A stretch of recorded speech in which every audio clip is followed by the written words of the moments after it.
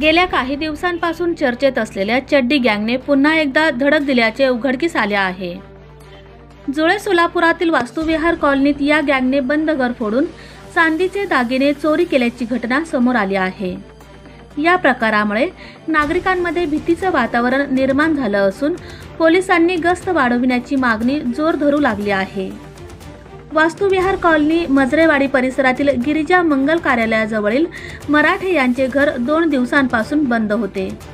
रविवारी मध्यरात्री सुमारे 1 वाजण्याच्या सुमारास चड्डी गँगने घराचे कुलूप तोडून आत प्रवेश केला आणि घरातील चांदीचे दागिने लंपास केले।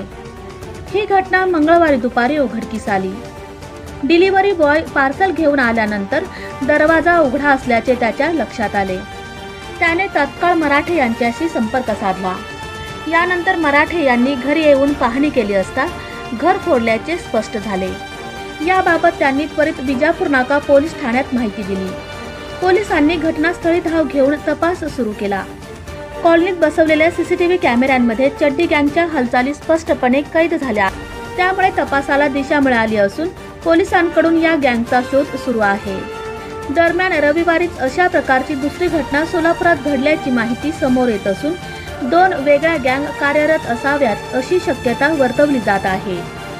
या घटनांमुळे परिसरात दहशतीचे वातावरण असून स्थानिकांनी रात्रीची पोलीस गस्त वाढविण्याची मागणी केली आहे।